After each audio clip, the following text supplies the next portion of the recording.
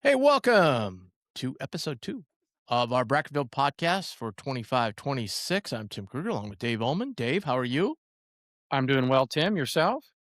I'm doing good. We're inching ever closer to Selection Sunday, and the first big hurdle is always the reveal, which is going to happen tomorrow, 11:30 Eastern, 10:30 Central.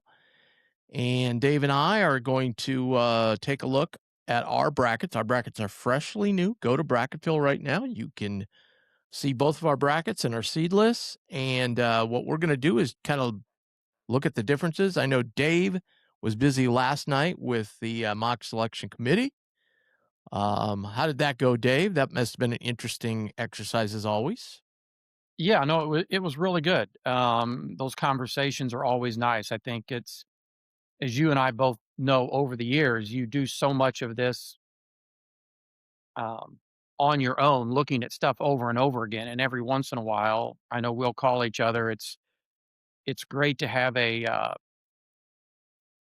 bounce something off to get another perspective because sometimes even when you try not to, you can find yourself sort of rooted into maybe where you were once looking at something, and in reality, you need to maybe have a little different perspective. And that's where it's nice to have those conversations like we're going to have now.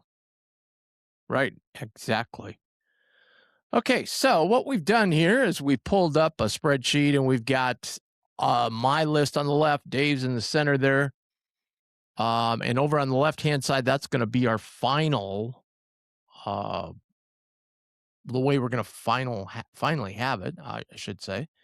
So, as you see, we have Michigan, Duke, Arizona. Those are pretty unanimous. I think they're pretty unanimous for everyone. I'll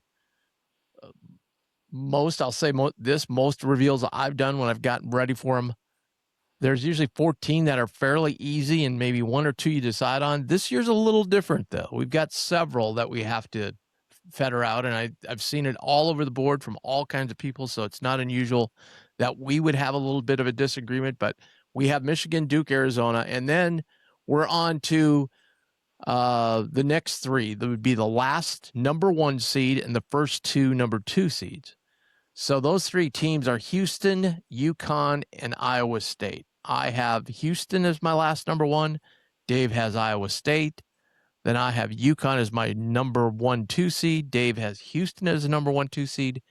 And then I have Iowa State number 2 on this 2 line. Dave has UConn number 2 on the 2 line, 6 overall. Now, before we get into it, I'll just say this. This is extremely close. I mean, I hear arguments either way on all these, and I totally agree with them. like it's crazy.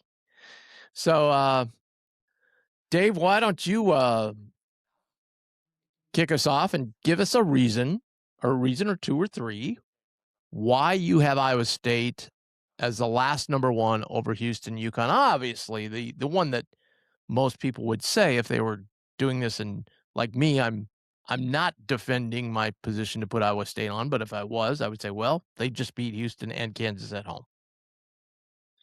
Well, I think, to your point, Tim, in the next 3 weeks, hopefully some of this will clear itself up. But as we head into this weekend for the reveal, Houston, Iowa State, and Connecticut are all neck and neck. It depends upon how you like to cut the pie, so to speak, and which of the things do you want to look at the most.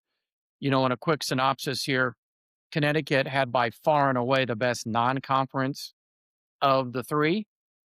And outside of that recent loss to Creighton this past week, which was a little bit of a surprise, and just the fact that UConn has not appeared to be playing their best basketball and their predictive metrics have slipped a little bit because of some close wins in recent weeks. Um, you could make a strong case that over the course of the season, Connecticut's non conference. I do think that the recent play combined with the home loss to Creighton opened the door for a closer look. So then it came down to me between Iowa State and Houston. And for me, beyond just the fact that Iowa State won the head-to-head in Ames, which again, the game was in Ames, and, Houston was ahead for large portions of that game and let it get away at the end. For me, the rest of the difference came from the fact that at the very top of the scale, Iowa State not only has the win over Houston, they have the top 10 net road win at Purdue, which is something that Houston doesn't have. And you add into the fact that they also just beat Kansas at home. Again, they split with Kansas, so you kind of maybe call that a wash between those two, home and home.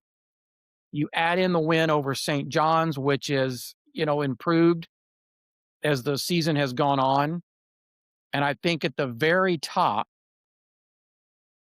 Iowa State being 4-1 against the upper part of quad one, and Houston being 2-3, and Iowa State having beaten, if you count, St. John's, depending on where you have them, as a 5 seed, they have 4 wins against teams that are going to be at least 3 of them in this reveal and another in the top 5, where Houston probably has 2, and that's if you leave Texas Tech where they're at and not factoring in the injury, which I don't think the committee will do. So in a nutshell, Tim, that's how I came across it. I realize Iowa State has a much more significant loss in Cincinnati, and Houston beat them. But we've had discussions before. Sometimes elite wins will trump other things. And that's why I took the position and moved Iowa State slightly ahead of Houston going into Saturday. Now, 2 years ago, I probably would have been 100% with your argument because I was the old guy that believed in, you know, the nuances of the resume and the high quality wins and so forth. So now you're calling me the old guy, Tim. That's Yeah, okay. yeah, I know, and now it's new, Tim, because I finally like last year after the season and a couple years where I haven't maybe performed as well in the bracket matrix as I would like and been off on some things. I said, I've just got to buy into the fact that they're just every year they shift a little more metric driven. And so one thing we did over at Bracketville, if you're not familiar, is we came up with a VV rankings this year after doing a lot of research and taking what Forbes had initially done and just digging down deeper on that. We came up with 3 main factors last year, what they really, really focused on, and that was SOR, strength of record, wins above the bubble, WAB, WAB, and then the net. And so we have a ranking that we combine all those. And if you look at these 3 teams, Iowa State is slightly the worst at 6.7. UConn is 6 even. And Houston comes in just at 5.7. So there's a little bit of a difference. If you're going off of that, and that's something, again, you try and not read too much into what people say at the NCAA, but then again, you kind of read a little bit into it. And I think I've heard 5 times in the last 48 hours from Dave Warlock and Dan Gavitt talking about WAB, how important WAB is. So if you're just going by that, then UConn slightly has a slight edge over Houston, I think in the mock selection you were in last night, I think both Kelly Miller, a friend over at Bleacher Report, and Rocco Miller, no relation. They both brought up the fact of UConn's strong non-conference wins. And, how much, so I think tomorrow at least we'll find out where's the weighting going here. And as usual, the old term split the baby. I mean, they're probably going to go, you're going to make sense of one of them and then the other one you won't make sense of. So, The consistent inconsistencies, as we like to yes. call them, right?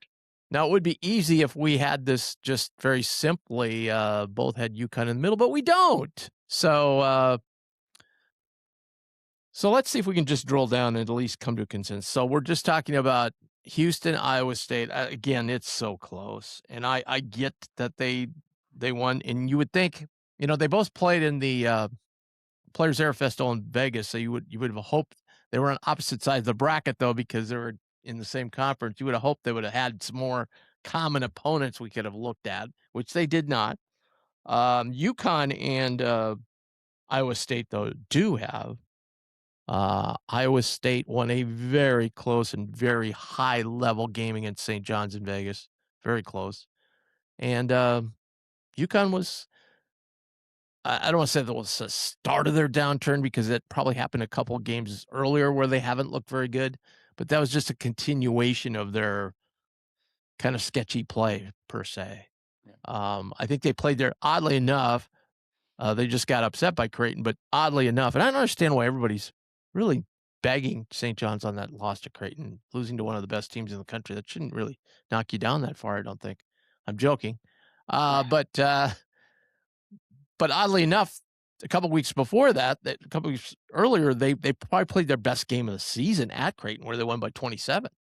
Yeah. And then they've kind of went into their slide again, and they've kind of hung in there with that. So, those high quality wins that UConn has, unfortunately, they were all a long time ago. They were over 2 months ago, most Yeah. of them.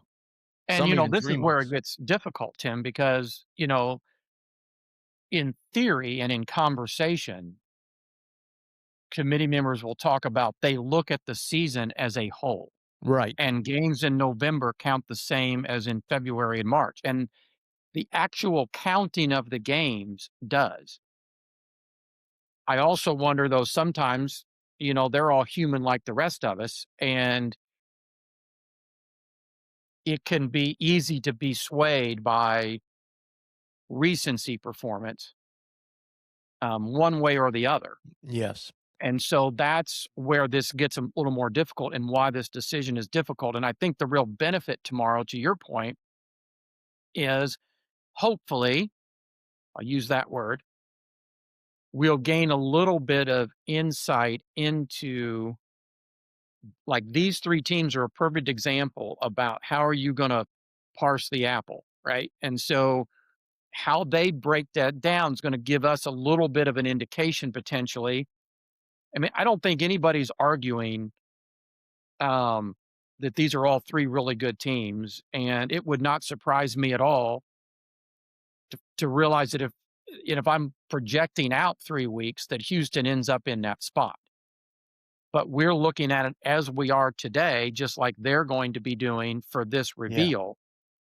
And that's why I ended up, again, we're talking narrow of narrowest margins here, but to me, that road win in a dominating fashion at Purdue, even though it was earlier in the year, is something on Iowa State's sheet that Houston didn't have.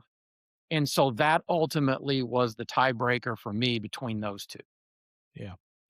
So if we just average this out, if that's the way we're gonna have to break the tie, Houston comes in with a score of 4.5. Um, Iowa State comes in with a score of 5, and UConn comes in with a score of 5.5. Okay. Well, let's put them in that order, and then we Let's put them in can, that order. So and then we I can. just and I always try and go into what the committee will do as well. And I just always think that I just have a feeling they're going to go with Houston. I don't know. Um, Well, I mean, from a pure metric standpoint, consistent across the board, Houston fits that bill, which is why, to your point, in our BV rankings, Houston is slightly ahead. right. And I don't have a problem with it, and I don't will not be surprised if that happens either. I had Iowa, put it this way, I had Iowa State very inches ahead of Houston before they played because of that win over Purdue. And so when they came back to beat them at home, I wasn't going to flip flop them. Right. Yeah, yeah. And you know what? I had Houston head, and that's probably why I said, when I came went in and reviewed these 3 teams, I couldn't put a piece of paper in between them, Yep. Yep. because certainly, like, I think most people would agree, and it's a extremely, extremely, I wanna emphasize this, a very small part of the equation. But I think most people, and I think you mentioned this too, people are gonna ask, they probably wouldn't wanna play Houston of the 3, you know? That's probably where they would go, most teams in the country. So it's just, yeah, it's very difficult. And I will say, I wanna bring back one point you made earlier, though, before we move on to, Kansas, or yeah, Florida and Nebraska. Um, I I think the committee, I'll give, we would like to criticize a lot of things they've done over the years. And one of the, I think, probably our biggest gripe is the committee from one to the next to the next to the next is not consistent on what they look at. Now we're kind of banking they're going to look at WAB, and that's kind of been amplified by the people at the NCAA. So a little bit, but I think one of the things they have done pretty well is they do not put much of a bias on a team that's won 10 in a row. Somebody like Florida, who's won a lot in a row, and they really don't. They look at the whole resume. And when the committee chair gets on CBS tomorrow, time and time again, they will say, "Hey, they've got that big November win against X, Y, or Z." So they do look at it. So I think personally, I think they do a pretty good. I don't know if you agree with me, but I think they do a pretty good job of not buying into recent bias. Yeah, I think they certainly make a concerted effort not to do so. At the same time, I think there can be, as discussions go on, last record and last 10 is no longer a thing, and probably a good thing. But at the same time, I think as people are discussing a team, it's not also out of balance to say, hey, this team has won 8 or 9 games in a row, particularly if there's good teams involved. Because if you're looking at heading into a tournament, there can be some value in how is a team playing at that time. Now, that's not an overriding factor, but it's not, it's not Yeah. something that can't be part of the equation either. So, And just for people that don't know, there used to be a last 10 yeah, metric that they went by. Why they took that away was they did research over 25 years, and there was no advantage to a team that came into the tournament 9-1 versus a team that came in 1-9. Half the time they would win the first game, half the time they'd lose it. So there yeah. was no advantage to be coming in hot or not hot, so to speak. So I'm going to make this very quick on this one. Unless you're NC State from a couple of years ago. Yeah, yeah. And that often, I kind of think that happens less than it does more. Like a team goes on this crazy run, when like Georgetown a few years ago went on this crazy run, and then they got smoked by Oregon State the first game. Yeah, Like it's crazy the way it works. yeah. I'm going to make our next decision on the 10 and 11 overall slot. We've just got, one's got Nebraska head, one's got Florida. I'm going to make this real easy and go with Florida, because I had Florida there, I had Nebraska there, then I moved them around, then I moved them back, then I moved them around. So I again am 50-50 on this, but I will I have no problem putting Florida at 10, Nebraska at 11. Yeah, and again, this goes back to me, this becomes where the question is, does the committee, I don't want to say hold against, but look at the fact that Nebraska's non-conference schedule was not as strong as some of these other teams, and not really ding them, but give a benefit more to Florida, who, while they lost 3 elite games in the non-conference, they were very competitive in all of those, and they went out and played them. Where had they played 3 teams in quad 3 or the upper part of quad 4, the record profiles would probably be even more similar. And then the other thing I'll go to, and again, this is probably more for selection weekend maybe than the reveal, at least in the past, maybe not as much last year, but there has been some precedence over some value given to a team that wins its league, particularly by multiple games. And right now, Florida's in position to, Yeah. you know, is leading the SEC, which is probably the third best conference, but it might be the deepest of the ones in Yeah. terms of the depth of teams. Maybe the Big Ten is maybe equal, but the Big 12 is better at the top, but maybe not quite as deep. But anyway, that would be my justification. Not, and then part of it too is just I'll admit it's, Florida's been on such a tear recently, and playing their best basketball, and so I have them a spot ahead. Yeah, and to your point, I don't think they really look at that at the reveal, but certainly at the final, because I can remember many years Duke got a 1 seed, and I remember you had actually, it was a few years ago during our mock selection, you said, "Hey, guys, Duke's gonna get the 1 seed, even though we look at the resumes and it maybe not look like that, they're gonna give the ACC champion a number 1," and you were right. I mean, it's It's kind of one, if it's an obvious, I don't think they would do it, but in a close call, I yeah, I, I do think sometimes, again, we're all human in this thing, and um, sometimes teams with a lot of name brand behind them and teams with a lot of success in past years sometimes get the benefit of the doubt if all other things being even. yep. Okay, so we have Virginia at 15. We both have that. That just seems like a nice spot to me for them because I think as a lot of people struggle with Virginia. Their resume is really clean, but who have they really beat? And the imbalanced schedule in the ACC is more imbalanced than it is in other conferences where some teams don't even play other teams. So it Yeah, it just seems like a nice spot. And then it comes down to this next one is Alabama and Texas Tech. So we by the way, so we each had the top 16 the same.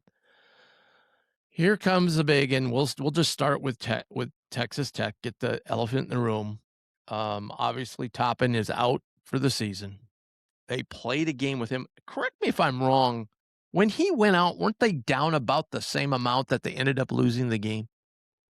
I would have to go back and look, Tim. I honestly don't But I remember think it was the pretty answer to that close. question, but Because I but know I they were mean behind when he got injured.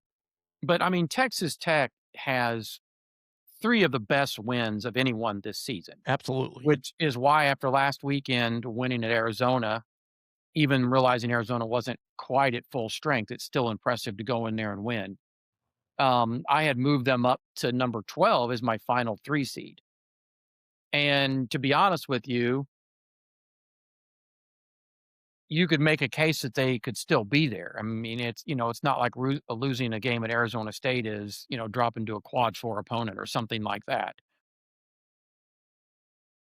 I think this, to your point, what the debate is now is even with that loss, you could say, okay, they might drop a seed line, like not a not literally drop the whole line, but drop a spot. And in this case, if you're 12 and 13, that's the difference between a 3 and a 4. Um, it I don't know how they're gonna do. I think it's a little unfair, to be honest with you, if people are talking about dropping them like 2 or 3 seed lines because Texas Tech is still going to have, I think, if my quick math, I think at least 6 more games. I think they have 5 regular season games left and then at least 1 in the Big 12 tournament. So, Correct. we're going to get some assessment, and that does not mean in any way, shape, or form when you take a player of Toppin's caliber out, they're not going to be the same. No. But I No, they're don't not. think it's also fair to just think they're necessarily gonna fall off the cliff either because they have some other talented players on that roster, and they're gonna have to adjust with how they play. So to me, it's kind of a wait and see. I think after the loss, you could have made the case that they would be 13 to 14, um, anyway, and so I kinda left them alone and moved. I think I moved Michigan State one spot ahead of them and left them, and that's why I ended up there. But I can also see someone saying, basically, I'm going to drop them a seed line and one whole seed line. So if you had them 13 before, you drop them to the final 4 seed and then see where we go. I think that's really probably why, um, where that discrepancy comes from. It'll be interesting to get your thoughts on it, Tim. Yeah. And then for Alabama, to me, I've had Alabama and Arkansas neck and neck, and the outcome the other night in double overtime in Alabama didn't really do anything to change my mind on that, considering the game was at Alabama. So, I have a hard time separating them by more than like one team, which, Vanderbilt slipped in there because Alabama passed them after beating Arkansas. And that's how I ended up with them on number 16. And I think Virginia is just, they don't have the big wins, but they're just clean. Their metrics are consistent, right about 15, 16 across the board. So I think one of those two spots is where I think they're going to land. Now you watch tomorrow, the committee will love their 4 road wins in the against Q1A and make him number 12 or something. Yeah, number 2 schedule in the country. Yeah. Yeah, agree with 100% everything you said. I had Texas Tech number 13 in my last bracket. I was ready to move them to number 12 or 11, had they beat Arizona State. So they were on the precipice of being a 3 seed. They lost that game, so under normal circumstances, I would have kept them a 13, probably dropped them a 14-ish, somewhere in there. I just moved them down a couple just because I said, "All right, you know, the only time I remember somebody really suffering is obviously the famous one where Kenyon Martin got hurt. UMass was a number 1 seed, and they Yeah. didn't feel it was right because they hadn't played any more games. That was like normally you get to see more games before you got to make a decision. They just didn't feel it was right to put them as a 1 seed because not only was he a great player, he was their big, and kind of everything went through him. And so hey, we don't want a 1 seed get knocked out by a 16 here. We don't, so let's put him at a 2. And I think that was justifiable. I don't think moving Texas Tech down to in the reveal, like there's nothing to be gained by that by the committee saying, "Oh, they're now a 5 seed." I just don't. I don't. I'm trying to do what the committee's going to do. I don't see them knocking them off this line. I just don't. I You don't you think, can't 'cause you can't take their resume and just throw it in the garbage, what they did, because frankly, you don't know. No one knows, and that's the amazing thing with the NCAA mock that they just did yesterday. They had Tex Texas Tech a 6. Now, this is mostly sports writers doing this. As far as I know, there was one bracketologist in the room, and I can tell you he would have put Texas Tech in a 4 line. But you cannot say, and the NCAA's said this time and time again. It's not, you can't project out. You can't say, well, Houston's I think gonna win. They're gonna beat us, so I'm gonna put them as the last number. Well, you can't do that. You don't know. You don't know if Texas Tech would have won those games without Toppin. You don't know that. yeah, You and also we don't say that know. all the time when it comes to, because we'll have interactions from people say, "Well, remember they played that game without them, or they were sick that Yes, game." And yes, are those things that the committee can talk about when it comes to a final scrub and maybe where a team's gonna finally seed? Yes. But results stand what they are because you can't assume team's gonna win or lose based on somebody being out. Now you can think, well, if they'd have had these 2 players, they would have won. Maybe they would have. yeah, And that's something you can bring up a little bit later if everybody's back and healthy. Maybe they get a line or 2 adjustment. Not when I say a line, not a whole seed line, but a right. spot or 2 adjustment for that. I can think that that's relevant. But like I said, we're going to have 5 to 6 games here to see Yep. how Texas And Tech adjusted. and I They're looked at not their going to be the schedule. same team, Their but I schedule, they've don't got think their going into next 2 games are tomorrow. home, Kansas State and Cincinnati. I think even without Toppin, they're gonna handle that. Then they go at Iowa State. That's even with Toppin, that's a tough game, right? Yeah, You know, yeah, so there's nothing we can derive from that. Then they play TCU at home, probably a game they would have won, gonna win either way, yeah. And then they go at BYU. Now there is an interesting one because they're both missing star players, right? Yeah. So now you're going to kind of get into who's got the better depth, who can fill into that slot. So Well, and let's not too. I mean, Toppin's an absolutely phenomenal basketball player, and certainly makes a difference for them. And they don't win that Arizona game the way that they played that game with him being there. They don't win it without him because of the points and the rebounds and everything else that he brings to the team. But let's also not act like they did not play very well and got beat in a couple of other games this year where Toppin did play. So you can't, like you said, you just can't blanketly say, well, they're going to lose every game now that Toppin's not out there. I mean, I think that's really what we're going to be looking for. Do they absolutely. kind of Yeah. hold their own? If they go out and lose 3 of their last 5 in some games we think they probably normally would have won, then that probably maybe is a indication that they might drop a couple seed lines. Sure. I mean, they could lose to TCU at home. All right. So I'm fine with it's a flip of the coin for me. I just normally I probably would have had it like this. I maybe would have put Alabama ahead of Virginia, but it's 6 I of one, mean, half dozen of the other. this is where, Tim, this goes down. I think both you and I, in our years of doing this, would put Alabama ahead of Virginia. Right. If this were, I know I say it's Dave's bracket, but if we're literally like, this is what Dave would do, this is what Dave thinks the committee should do, or this is what Tim thinks the committee should do, I think we would probably both do that just based on the depth of Alabama's wins and the strength of conference and the schedule that they played. I just Okay. have this feeling that Virginia's numbers consistent and having only, I think, 3 losses on the season off the top of my head here. It will not surprise me if the committee would have them a spot ahead of them. And I don't remember who's got the BV edge.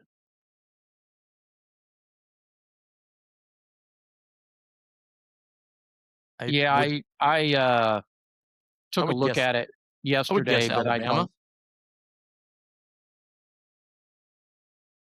don't. We could do some quick math here, Tim, and tell you. All right.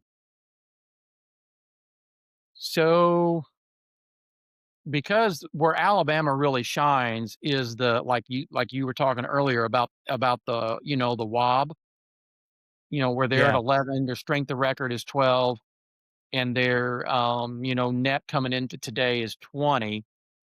Okay, so So that that's would make their that's ranking about 43. 14-3, Yeah. where you had them. Yep. And where, Virginia is a little higher in the net, but consistent across the board, is right at a 15. I mean, it's a pretty much, That's a you've close got a call. 14-3 and a 15. So it's, half a dumb, it's pretty much even. Yeah. And then I guess we could look at flipping those two because then when you look at, you know, the second toughest schedule in the country, and then you look at the 76th toughest. Well, and then However, this, and then this goes, there's a what, four game difference between their records too. yeah, So that kind I of guess, balances it out to me. and this is where sometimes I go back to non-conference and I will say, okay, well, Alabama beat Illinois on a neutral court, won at St. John's early in the year, beat Clemson on a neutral court, and played 2 games in quad 4. Virginia's best non-conference wins are at Texas, which Mhm. is, looking better. A close game against Ohio State recently. And then their others are Northwestern, Dayton, Marshall, and Maryland. And then they played 6 games in quad 4, all 2 Yeah. opponents 200 plus. Dave, I think you talked me into moving Alabama ahead of Virginia. I We mean, good we good with that? yeah, I am, because honestly, if I were going to redo my C list right now for today, I probably would flip them. Well, I don't know if you know this, but I put in our Bracketville recap today. I said, "Hey, here's how they sit today, but tomorrow morning I may sleep on this and have a slightly different idea, and I'll certainly post it on Bracketville in the morning. But let's do that. Alabama. I feel better about that. All right. Now, just for the purposes as the NCAA usually lists 3 or 4 teams, we've got two there, Arkansas and Vanderbilt. We haven't flipped, but you told me you had Arkansas really close to Alabama. Yeah, So I ended up today with Vanderbilt being Vanderbilt's in between them. yeah, But, I and again, we're the differences there are pretty minute, right? I think the Vanderbilt lost big at Arkansas, so that's obviously a knock. But they also have a higher winning percentage against a little bit against the top teams, and Vanderbilt has been better on the road than Arkansas overall. yeah. They It's all. I just think Arkansas has been more competitive against the better teams. Yeah, and I would probably, again, this goes back, sometimes you get a chance to get away from it for a little bit and you go back, and after you stare at numbers so long, I would probably go Arkansas and then Vanderbilt, and then I think the other We have, 2 that you have yeah, there, we have Tennessee Tennessee and and St. St. John's. John's next. So I mean, all I right. think right now, even though we've had these debates on St. John's, I think that's, if no other reason than by default, they're gonna fall into that spot. I think so too. That I keep wanting to move them up, and I keep going back and looking at the resume and comparing, and I'm like, I'm not sure I can do that. But I agree with you. I just With think, with with North Carolina falling off with Caleb Wilson out, we'll see if he can come back. I think there's some speculation that he might be able to. right. You know, Louisville just doesn't have the elite win, and BYU hasn't gotten the elite win either. And then after that, you start getting into the 6, 7 line, and I think St. John's is better, more consistent than some of those teams, even though they've lost several of them. All right. So, You're and the what the hard committee part. does also, if you don't know, they do put the teams in regions just to kind of see where they sit. So Michigan would be in the Midwest. So we'll go ahead and do this exercise. However, we found out yesterday they do want to go to Philadelphia, and the number 1 overall seed in the entire tournament does get to choose. So they do want to play their first round games in Philadelphia. So that's where they will go.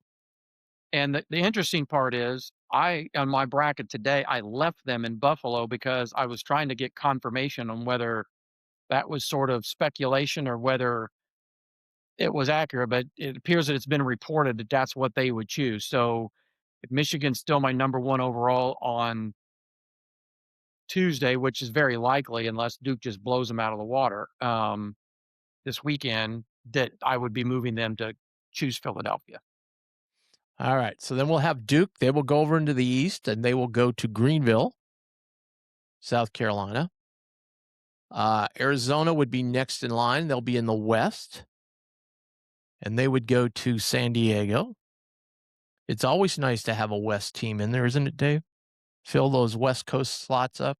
It helps if at least in the top 2 or 3 seeds you have 1 or 2 of them. Otherwise, all the 4 and 5s get shipped out to the West Coast. And they'll go to San Jose. And then that leaves the South, which is a very interesting topic. But that would be the Houston Cougars in the bracket that we've come up with. They would Yes. go to Houston. They would play. They're playing in the Rockets Arena.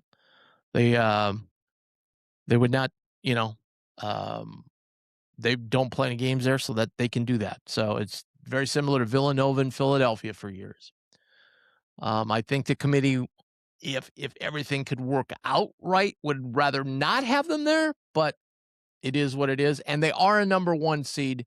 It would be difficult if they had remained a 2 and then they went there. Then the 1 kind of gets disadvantaged, but not really that much.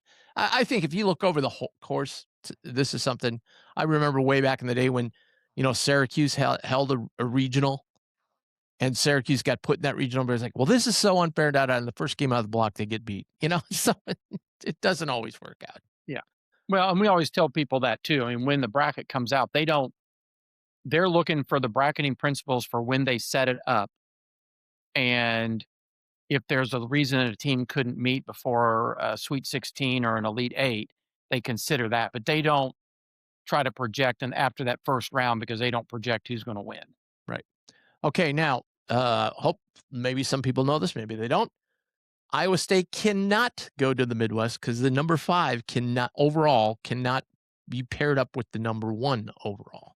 Plus, Iowa State as the 2 would not be placed opposite a conference foe in the same bracket as the 2. Right. So they could They go would to spread Michigan, out but the they can't first go 4 there. the best they can, and since we have 5, there will be a case where there'll be a double, but Right. So the only place they can go is to the East, and they'll go to St. Louis. yep. And you're wondering how we determine that. It's just totally by mileage. And Dave and I have done this so many times already this year. We know the mileages by heart. That kind of screws UConn, who wanted the number 2 to go to be in the East. However, they can't. Well, I mean, if UConn were the on number 5 on our list, Yes, then then they yes, could. they would go east, but the fact that Michigan Iowa State can't be opposite Michigan, they can't be opposite Houston, and they can't be opposite Arizona, So you kinda here's the run out of funny room. thing. Here's the funny thing. UConn didn't want to be the word was that UConn did not want to be in the South as a 1 seed because they figured Houston would be there as a 2. Well, guess what's gonna happen? They're gonna UConn's gonna be a 2 in the South with Houston being 1. So be careful what you wish for, I guess what I'm saying, kids. Um, the well, reason again, we because have if to you do it look at because if you well, actually, actually, we I can't. think We've they're gotta gonna put go to them the in the Midwest. Midwest. And Yep, the reason because for with that, Dave, Illinois and explain. Purdue. What's that? Explain to the folks why that is. So the reason for that is that with Illinois and Purdue both being in the Big Ten, Iowa State took the only spot they could go to the East. Neither Illinois or Purdue can go opposite Michigan as the 2. So Illinois would get its first choice, being 1 spot ahead. They would choose South, or the committee would move them south, and then Purdue ends up west. And I have looked at this. Buffalo is Surprisingly, Greenville is closer than any other site for Purdue. You know what's actually odd weird about that, Tim? Maybe my mileage chart was off, but Buffalo is actually about 20 miles shorter. I thought it was closer. I thought Greenville was. Maybe I I'm thought wrong. it was too, and then I looked at it the other day, and Buffalo was actually closer. Let's do Buffalo. I'm cool with that. It works out much better if you go to Buffalo. I mean, it's not a huge difference. It's like 40 miles or 50 miles, but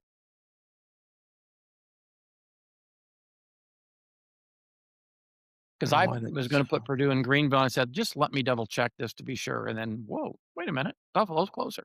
all right. Now we're down to Kansas. Now Kansas can't go south. They can't go west, and they can't go east, so they got to go Midwest. Yep. And they're okay with that. But now we kind of do have to watch for regional balance as well. Yeah. What's And interesting, Kansas would Tim, is would love to go to Oklahoma City. yeah, either Oklahoma City or St. Louis, but St. Louis is taken, so St. Louis is filled up. So we want to just kind of put a little number down here just to kind of keep track. So we've got a 1.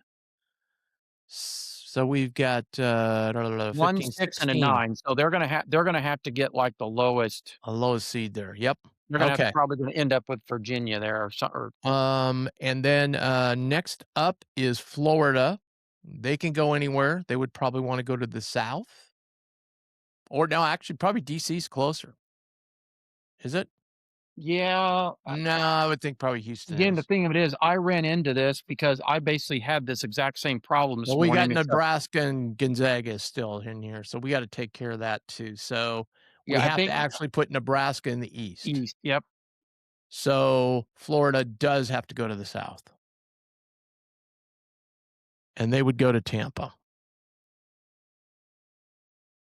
And Nebraska Yep. and their fans are going to freak out because they're not going to go to Oklahoma City or St. Louis. And they, I believe, they too are Buffalo? Well, Or is Greenville closer? Or is Philly's taken. And I know the West Coast teams are way further away, so yeah, it would it either would be Greenville, I think is where they would Yep, go. that's lovely there this time in March. And, we're gonna go Gonzaga, so Gonzaga does get to stay in the West. They'll be happy about that. We're gonna send them over to Portland. They'll be And happy about that. that also works out later because BYU would be coming down on your 6th line. Well, It's a it could Thursday site. be on some guys' brackets, Dave, they've moved to 7. Oh, Which works out even better because there's more, more Thursday sites options. than that second line. Um, okay, I'm sorry, we didn't add these up. So we've got Houston, we got 4, 11, and 10. So that's 21. And over here we have a 3, we have an 11, and we have a 12. So we got 23. So they're gonna have to really be the small team. And then Duke is 2 and 7. That's 18. Yep. Okay. We got a nice little mix going here. All right. So now, and what those numbers mean, folks, is you have to be within 5. The regions have to be within 5 when you're all done. That's why right now you see there's a 7 gap between the West and the Midwest. So that means we've got to put a very low 4 in there. So that number comes up, and a very high 4 in the other one. So that number comes down a little. So that being said, Michigan State is in there. We have Big Ten teams in all the regions. So we could put them west. We wouldn't necessarily, I don't think, have to. The only thing we have to we do have to account for Texas Tech, which is another Big 12 team. Yes. And my And I think the guess Big would 12s be are filled up as well. my So guess would be they would try to avoid, if possible, putting a Texas Tech 1-4. South opposite Houston in the top half of the bracket. They would put them in a spot that where the other because Iowa State and Kansas, they are both in Right. the bottom half of And the they would bracket. probably try and avoid Arizona too. So they wouldn't meet in the Right. semis. So let's see who else we have. We have Alabama and Virginia. So we can put Tech either in the Midwest or the East. I would probably yeah, for balance region, well, they're close enough, it might work out either We'd way. want to probably go in the East to balance that out Yep, a little better because you don't want anything below 32. I know that. And they would go to San Diego. yep. So you get the West Coast filled up there. That's nice. San Diego is anyway. And then we said Michigan State. We can put them anywhere except against Michigan, so they're okay. And we would want a big number, so we would want Michigan State probably in the West. And I know they would go to Buffalo. Yep. That is the closest site for them.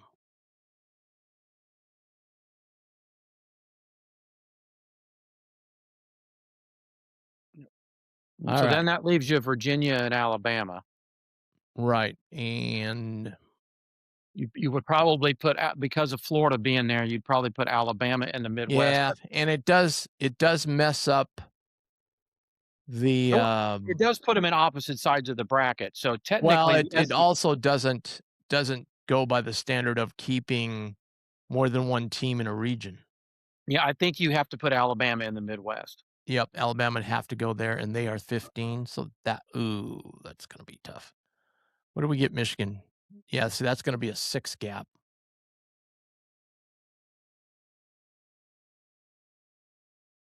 And then we got Virginia. I mean, your other option is you could push Michigan State to the south. That's probably what we're gonna have to do. But with our order being slightly different, yeah, I think you could put That would Virginia actually work south. out better Alabama goes because Midwest, Virginia goes south. oh, no, that'd be way too many in the West then. They'd be a 39. Well, no, because for Virginia's our 16, right? Right, so 16 and But they 23 should would be be lower because Arizona's a oh, you're saying put Virginia in the Midwest. No, I'm saying if you because I'm just counting up. Arizona's a 3, Purdue is 8, that's 11, Gonzaga was 12. It's 23. Okay. So if we did that, that would give them a 32 here. Um, what Move we may Michigan have to do, may have to move Michigan State over to the south, but yeah, that would be fine. But then then you're Alabama's gonna have still going even to a be a higher score 38. for yeah, Texas Tech is a 14, so that's going to be a 32 as well. We maybe could move. I think you probably your best thing because Virginia, well, yeah, I think. How many times does Texas Tech play Houston? they played them twice. They did. How about Yep. Arizona? They play them twice as well. I'm guessing. I'd have to pull up I the can the look. schedule. That would be ideal if we could put Tech in the West. Yeah, I just think they would probably try to avoid that. They would, but I just think they wouldn't want that gap like that, though. I don't think Yeah. 8 or 9's an awful lot. I Personally, mean, when they I do the ideally, bracket, I they're try all and keep them between within 32 and 5. 36, but I try and keep them within 4, actually. yeah. Um, But it makes it hard with this over oh, with 10 of these yes, 6 teams being from 2 conferences, it makes it very difficult, very difficult. And it would um, seem to be a little bit of an overload to have Arizona, Purdue, Gonzaga, and Michigan State all in the same. Well, no different than Houston, Illinois, and Florida, or Michigan, UConn, Kansas. Oh boy. yeah. Um, we could put Alabama. The other I I think you're probably we may just have to live with it, and it either if you wanna go a little bit less, um, keep Michigan State there, and then, you're just gonna have one that's a little bit off and put Alabama south.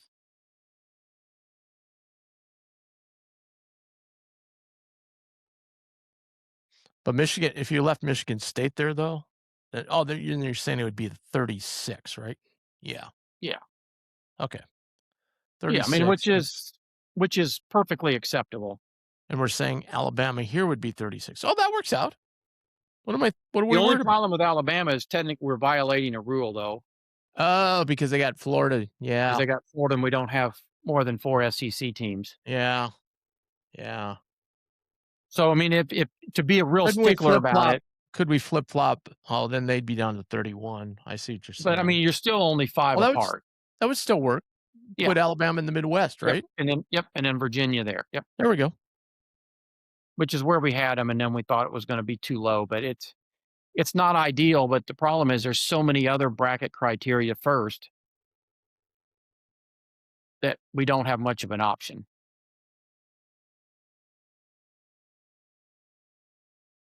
Yeah, I mean it's close. I mean, you could argue you could argue there's really not a heck of a lot of difference between those two regions. You know what I Yeah. mean? Look at No. that. Like Houston, you know, yeah. I mean, a sane person could say, "Well, I think Florida should be above Kansas." Well, then those two would be flip-flopped and you wouldn't have a problem. But then you'd have 2 teams, yeah, whatever. Yeah, I think that's probably Well, the way this that's is going. where there's certain bracketing principles that have been relaxed, but they would come first. I mean, you wanna balance the regions, but you can't violate 10 bracket rules to just do it. Yeah, and I don't think anybody would say, "Geez, these regions are really imbalanced." If they were gonna say anything, even though it's technically the second best region, if people were gonna say anything, they would say the East is the easiest, Yeah. even though by number it's the second hardest. Well, just because you're thinking, "Okay, well, Texas Tech has an injury and some people may not have bought in on Nebraska." Well, right. I mean, but I think if you were gonna ask these other 15 teams, they would all sign up to play Nebraska. I don't think there'd be. versus, say, Gonzaga or Florida or Kansas, you know? Um, and Alabama would be Tampa. Yep. And Virginia, sorry, you drew this, You but it's know, beautiful in San Diego. when you're the Come on. last one, you get it. Oh, no, they have to go Portland. Yep. Portland. Well, Portland's not bad either. The weather's nice. Portland's beautiful. There you go. You can go visit Nike while you're there. All right. There you have it. That's our bracket. We did spend almost 45 minutes doing this, but I think it was informative, I hope, to all of you, and a lot of fun for us. And now Dave and I are good on this. We'll come back and look at this and see how we did. And then we still have our own bracket. So Yeah. we've got two, and you've got the mock. You're in there for 3 times, man. I'm gonna have brackets growing out of my head in the next 3 weeks. All right, we're gonna have a couple more of these definitely before Selection Sunday. So we'll definitely probably have 1 or 2 on Selection Sunday week, because in that middle of that week, there's not a whole lot of games going on that matter to the And that'll be a brackets. really good time to start taking a look at particularly the top and then the The bubble. bubble, yeah, You know, what is the absolutely. bubble looking at? Because I try not to get too carried away even 3 weeks out because there's so many things that can still happen that would Yeah. change it drastically in the next 3 weeks, not to mention conference tournament results. Right, and I think you and I, at some point here over the next couple of weeks, because we didn't do it on our first podcast, I would really just like to spend time from 7 down to 10. Yep. Because I don't know about you, but with me on my brackets, that's where I miss them. That's where I miss. Well, and it makes the most sense because let's be honest, even when you get your final bracket on selection Sunday night and you looking at start making your picks, how many years unless a team gets misseeded, which has happened occasionally, is there a huge difference between a 7 and a 10? Yeah, I know it. I think Not a lot. haven't the 10s, is it the 10s that have won more? Yeah, I mean, and so much of it's I've matchups. got a I'm just saying, percentage like, here the somewhere. reason that's so hard is occasionally you'll have like 1-7 that's probably really closer to being a 6 or even a low 5, and they just run out of teams. Yeah. But at some point, you hit a line where there's a clear delineation, and this next group of teams all kind of looks the same. If I remember right, I've got a chart. If I remember right, the 8s and 9s were almost even, but I believe there was one lower. I think it was the 10s have one more than the 7s. So I'll tweet that out. All right. So we'll be back with you. Let's see, maybe not next week, but the week after, maybe. And Yep. that's when we'll do the 7 through 10s, because we kind of we ran out of time the last time. We certainly ran out of time today. So we'll do that. We'll kind of knock that out. We'll do it very quickly. We won't spend a ton of time on those teams, but we'll already have a pre-sit list, our 7 and 10s, and just kind of go from there. All right, Dave. That works. Thanks, Have a Tim. wonderful weekend. Everybody enjoy the show tomorrow, and be ready for surprises. I think just the top 3 things to look for. Number 1, obviously the Texas Tech thing. Number 2, be Houston, UConn, Iowa State. We'll find out, hopefully, some semblance of order there. And then number 3, the top, like, I don't know, what do you think? The 4 probably?